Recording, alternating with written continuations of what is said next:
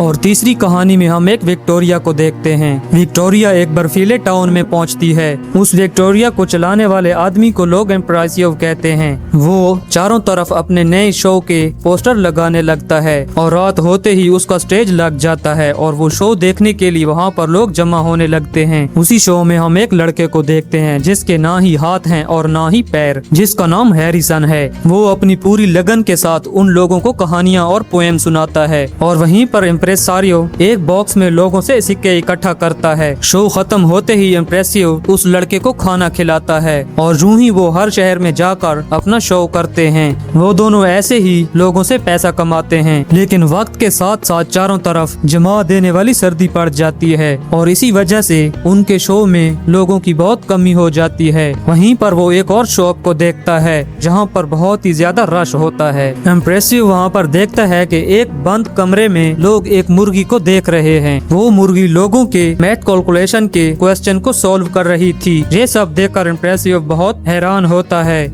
जैसे ही रश खत्म होता है वो उस मुर्गी के मालिक के पास जाता है और वो अपनी कहानियों से कमाई गई सारी रकम उस मुर्गी के मालिक को देकर वो मुर्गी उससे खरीद लेता है। उस मुर्गी को लेकर वो तीनों उस जगह से निकल पड़ते हैं। रास्ते में हैरिसन देखता है कि इम्प्रेसिव मुर्गी का बहुत ज्यादा ख्याल रख रहा है। अब हैरिसन की जगह उस मुर्गी ने ले ली थी और ये बात शायद हैरिसन को हजम नहीं हो रही थी और इसी बात को लेकर वो बहुत परेशान था और यूं ही वो अपना आगे का सफर करते हैं। वो अपनी विक्टोरिया पहाड़ के साथ तेज बहती नदी के सामने रोक देते हैं। इम्प्रेसिव विक्टोरिया से बाहर आकर उस नदी के पास जाता है और एक बड़ा सा पत्थर उस पानी में फेंकता है। शायद वो पानी की गहराई चेक कर रहा था, लेकिन हैरिसन विक्टोरिया से ये सब देखकर बहुत उदास होता है और फिर से वो अपनी विक्टोरिया में बैठकर आगे की तरफ चल पड़ता है। लेकिन विक्टोरिया में हैरिसन तो है ही नहीं और जब आप किसी के काम के नहीं रहते तो अक्सर लोग आपकी कदर नहीं आपकी जरूरत देखते हैं और वो खुद गर्ज इंसान हैरी को पानी में फेंक देता है।